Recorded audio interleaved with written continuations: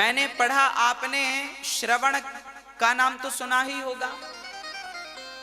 श्रवण का नाम तो जानते हैं ना। आप श्रवण को तो जानते हैं, पर आप शायद श्रवण के माता पिता को नहीं जानते।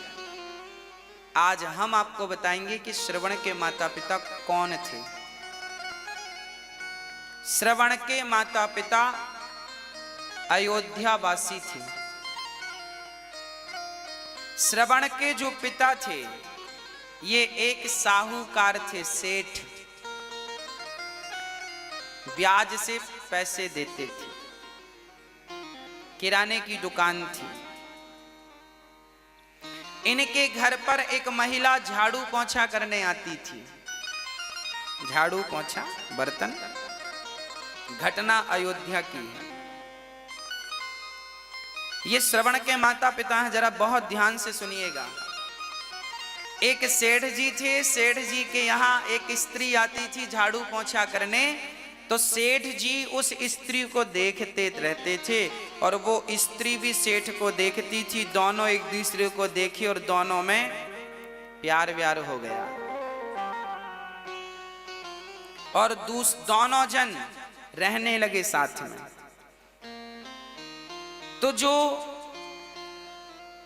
उस काम वाली बाई का जो पति था, उसे पता चला कि मेरी पत्नी फलाने सेठ के साथ रहने लग गई है, उसके संग ज्यादा समय व्यतीत करने लगी है और मेरी पत्नी अब संबंध भी उससे बनाती है।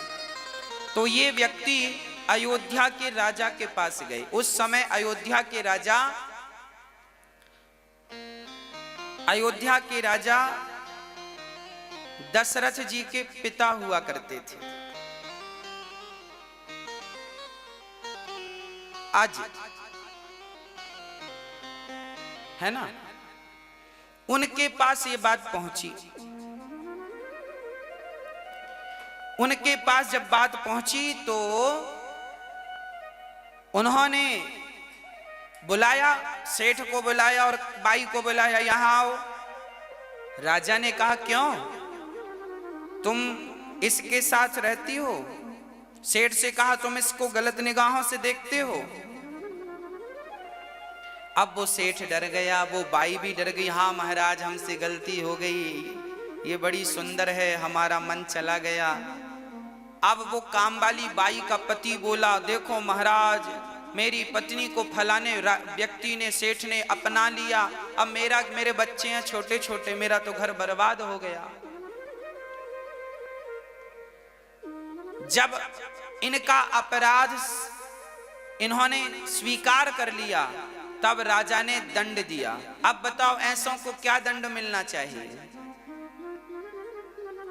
तब राजा ने आज्ञा दी कि इन दोनों ने ये गलती इसलिए की है क्योंकि इन दोनों ने एक दूसरे को देखा है, इसलिए दोनों की आंख फोड़ दी जाए, यही इनका दंड है।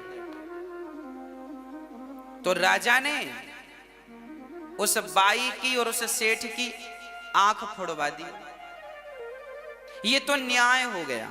क्या हो गया? ये न्याय।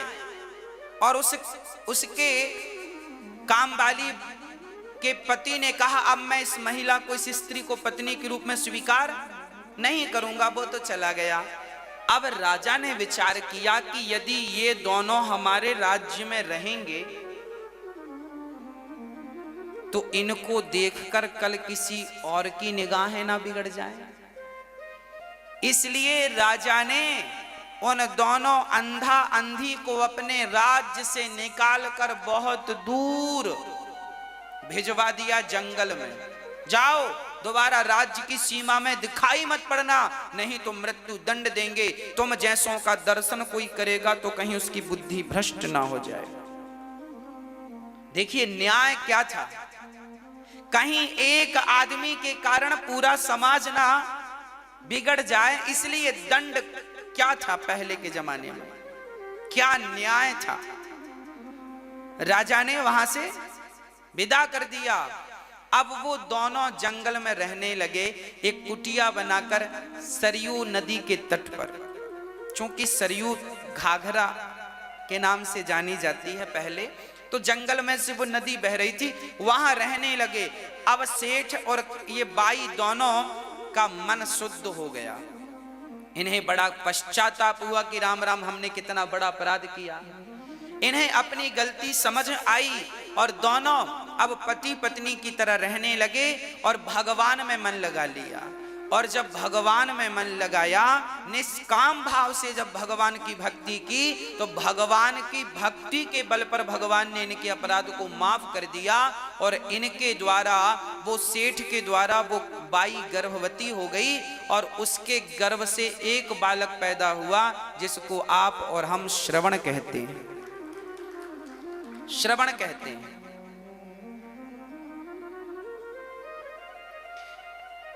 फिर श्रवण अपने माता पिता की सेवा करने लगे।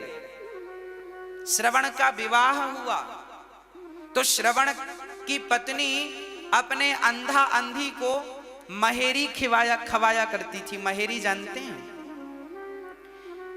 छाछ जानते हैं? छाछ, मही, मट्ठा, छाछ। छाछ में चावल डाल दो, थोड़ा सा नमक डाल दो और उसे पका करके खा लो, उसे महेरी बोलते हैं। तो जो श्रवण की पत्नी थी, वो अपने अंधा अंधी को छाछ में चावल पका करके खवाती थी और अपने पति को दूध में चावल पकाकर, मतलब खीर खवाती थी। अच्छा, दोनों दिखने में एक से दिखते थे। तो श्रवण के माता पिता सामने ही बैठ के खट्टी खीर खाते थे और ये मीठी खीर खाते थे। एक दिन श्रवण के माता पिताजी की थाली की जो खट्टी वाली खीर थी, महेरी, वो ज्यादा गर्म थी। तो श्रवण ने पिता की थाली स्वयं ले ली और अपनी थाली पिता को दे दी। तो अब जब पिता ने खीर खाई तो पिता ने कहा, बेटा श्रवण, आज घर में कोई उत्सव है क्या? बोले, पिताजी उत्सव तो नहीं है। क्यों? बोले, आज घर में खीर क्यों बनी है? श्रवण ने कहा, पिताजी खीर तो रोज बनती है। ना बेटा, मैं तो आज पहली बार खीर खाया हूं। अब श्रवण ने पिता की थाली जब उठाकर चेहवा पे रखी तो खट्टी थी। दिखने में सेम थी एक सी, पर स्वाद में अंतर, एक खट्टी एक मीठी। तब श्रवण अपनी पत्नी के पास गया तो उसने एक ऐसा घड़ा, ऐसा बर्तन बनवाया था कि जिसका मुंह तो एक था पर पेट दो थे। एक तरफ वो मही छाछ पकाती थी चावल के संग और एक तरफ दूध पकाती थी चावल के संग, शक्कर मिश्री डालकर। एक ही बर्तन में दो आइटम बनाती थी। देखो कितनी बुद्धिजीवी थी। उससे लगा, अंधा अंधियों पर, सास ससुर पर कौन दूध का खर्चा करे, इन्हें तो छाछी खवाओ। पर श्रवण ने कहा कि जब मेरे माता पिता के संग मेरी पत्नी भेद करती है, जो मेरे माता पिता की सेवा नहीं कर सकती, मैं उसके पास क्या रहूं। अपनी पत्नी को कहा कि तेरे भीतर इतना कपट है, ऐसे कपटी स्त्री के संग रहकर मेरा भला नहीं होगा।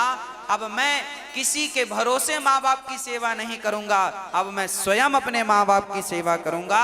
तब अपने माँ बाप को अपने पालकी पर बिठाकर कंधे पर, और श्रवण ने अपने उन्हीं अंधे माँ बाप को भगवान की चारों धाम की यात्रा कराई। देखिए, ऐसे माता पिता जो कि चरित्र से गिरे थे, ऐसे माता पिता का बेटा श्रवण भी जब माई बाप की, तुम्हारे माता पिता कैसे भी हों, तुम अपने माँ बाप की सेवा करोगे। तो श्रवण जैसे बच्चे ने जब माँ बाप की सेवा की तो उन्हें भगवत धाम प्राप्त हुआ और पुत्र के कारण उनके माता पिता भी भगवान के धाम को चले गए।